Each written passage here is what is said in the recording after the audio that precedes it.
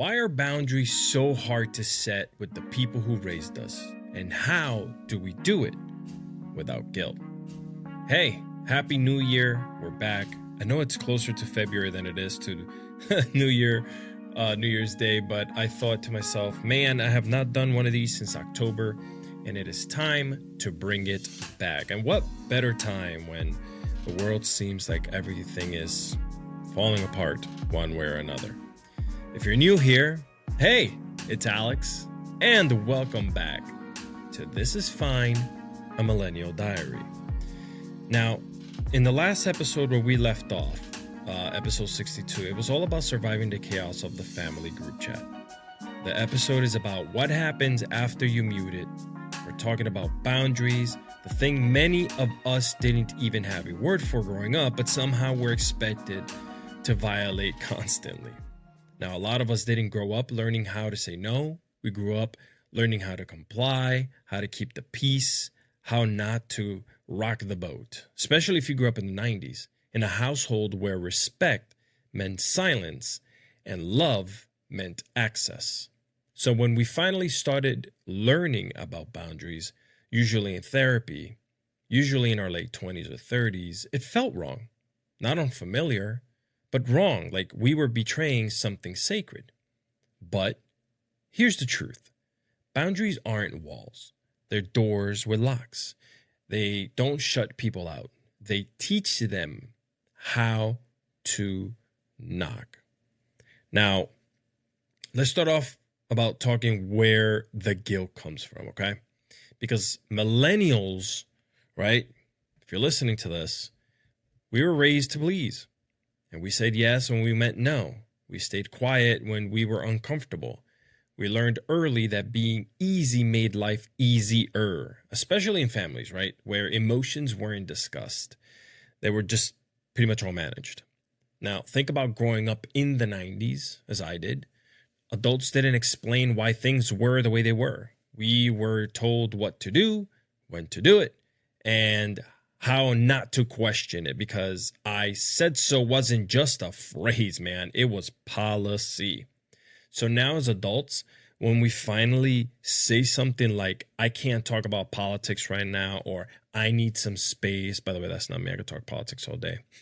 It doesn't land as neutral. It lands as rebellion. You say you're protecting your peace, and suddenly you're labeled dramatic, sensitive, damn, disrespectful, a snowflake, so on and so on.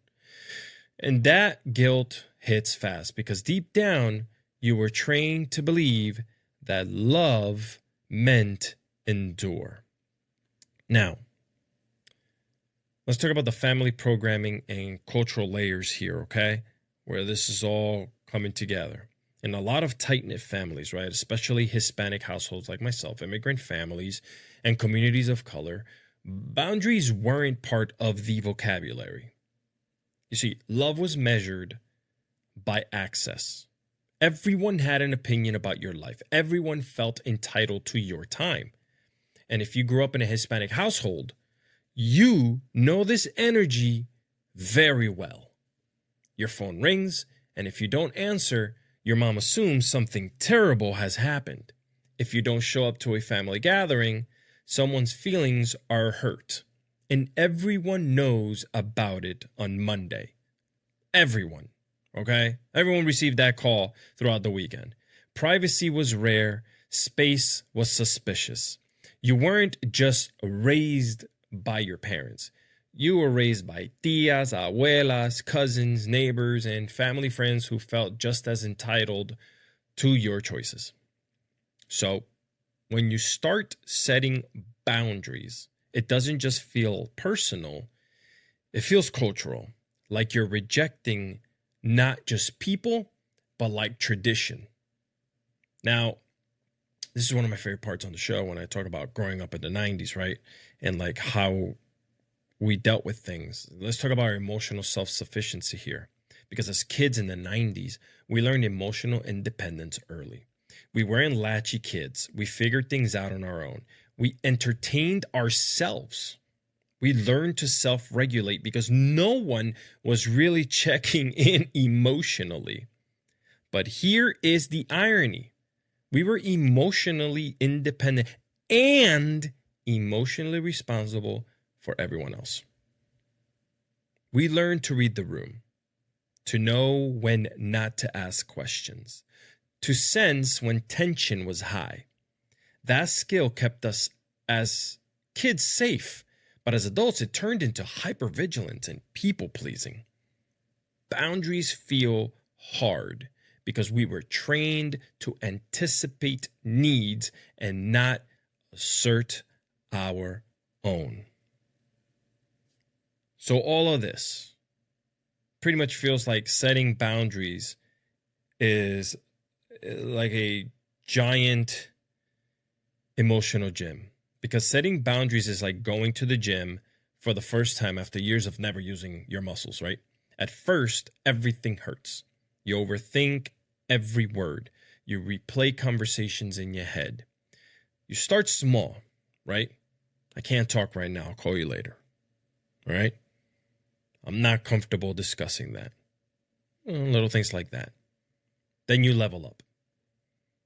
No, I can't come over this weekend. No, I can't lend money again. No, I love you, but I need space. Okay? And every time the guilt shows up. But here's the thing. Guilt doesn't mean you're wrong. It means you're doing something new. And that's scary for a lot of people. All right?